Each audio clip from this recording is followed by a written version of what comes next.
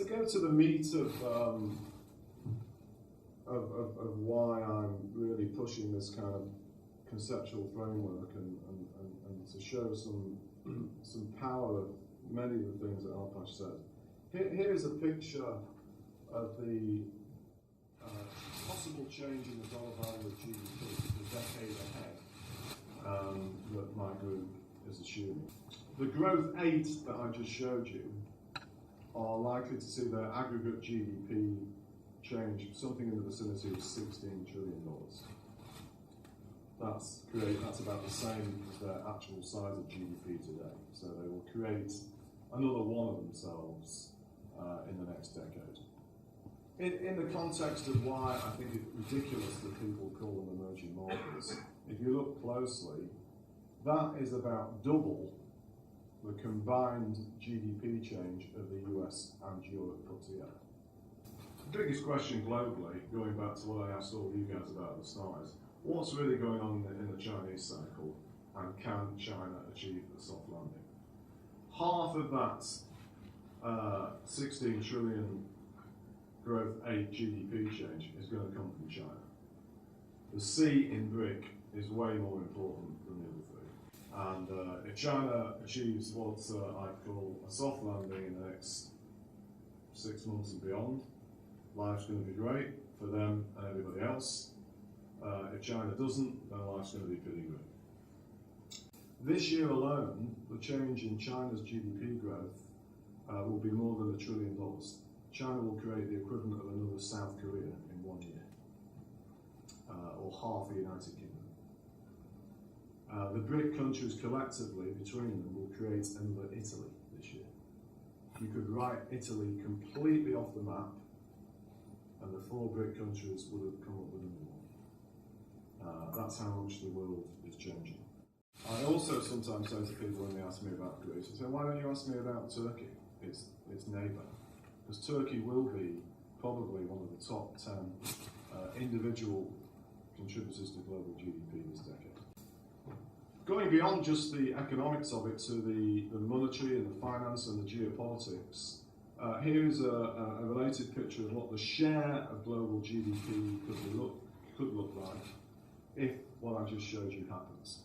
It's going to be a momentous decade geopolitically, because sometime in the next few years, the BRIC countries will collectively become bigger than the US. We meet this morning, a few days after the latest G20 meeting, an entity that was created to bring the BRIC countries into central global governance. And you can see, if you read about it, major difficulties in working effectively, partly because it's so many countries, but also because some of the Western countries, and here the US is probably as guilty as, if not more than the others, don't want to give too much power away. In the build-up to the meeting, some of the BRIC countries, I think led by Brazil, had proposed that they collectively put more money into the IMF through a special purpose vehicle to possibly buy European distressed debt. The US blocked that, and publicly they said it was because they didn't think the IMF needed more money, and it was for Europe to solve their own problems, both of which are sort of, I think, true. But the reason they really blocked it is because in order to support the BRIC countries going ahead with what they proposed, European countries and possibly the US would have to give up even more voting rights inside the IMF than they already planned to do so. And at some point this decade, that is going to happen. The same context and lost in the detail of the G20 statement, but there was a very interesting reference to the role of the special drawing right, the SDR, the so-called accounting currency of the IMF, which some academics and policymakers, especially in the East, increasingly thinking could play a role in the future world monetary system. Implying that before 2015, which is when the next formal review of the SDR basket is due, they may actually decide to change the basket to bring in the Chinese currency. And very intriguingly, at a time where all our political figures are questioning the brilliance of capitalism, rather ironically, it seems to me, since the latest bout of this crisis broke out in August, seems to me the Chinese authorities are, for their own choice, actually accelerating the reform of the RMB.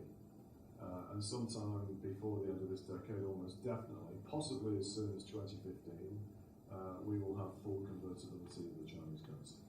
One of the interesting points or things I was asked to focus on was, is the BRIC decade behind us or ahead? For many years, my old department calculates something called a growth environment score, which is an index of 13 variables that are relevant for productivity and sustainable growth. 0 is where you don't want to be, 10 is the Manchester United of GES scores. Here you can see the scores for the 4 BRICS and the 11 so-called Next 11. These 15 countries are 2/3 of the world's population. So if these countries get it right, the world's going to be a better place. Second comment, Korea, another reason why it's ridiculous to call some of these places emerging economies, has a GES score of 7.6, I think it is, higher than any G7 country except Canada. So on all these things that are relevant to productivity and sustainable growth, Korea scores better than the United States, the UK and Germany. Yet we all still think about it as an emerging economy. And in that sense, Korea should be the sort of role model for the other countries to strive to. And if all the other countries can get their GES scores up to Korea's level this decade, then they're going to do really well. Third thing is within the BRICS, Brazil is currently the best of the 4. In contrast to what I get told by wise people all over the world virtually every day, Russia is not the worst. India is. Nigeria is one of the next 11 countries that particularly intrigue me, not least because Africa is this continent that's not shared in global prosperity, generally speaking, in the past generation. Nigeria's GES score is the 3rd lowest, but it's nearly doubled in the past 13 years. And it seems to me, partly because of what I said about technology, it is a unique moment in time that because of mobile telephones and the internet, it actually gives the likes of Africa, Nigeria especially, but also many other African countries and elsewhere, the chance to jump through stages of growth faster than other emerging economies could have done in the past. Because the power at which modern technology can allow basic economic functions to advance, such as mobile-based banking or mobile markets, is hugely important for these countries. Nigeria is one of these countries that particularly intrigues me. And then the final thing, as I mentioned, Egypt, even though it's not the lowest, has seen pretty small change in its score the past decade plus. And that's sort of, for my simplistic reason, why it seems to me we have the Arab uprising. Because despite all these things going on in the rest of the emerging world, the Middle East and Africa's largest populated country has just sort of stood there and watched it all go by. And in that context, I think medium to big picture, what's going on in the Middle East is extremely exciting. And it's not inconceivable that if we were to meet here 10 years from today, we might look back and think, why did we not all invest a lot of money in these places?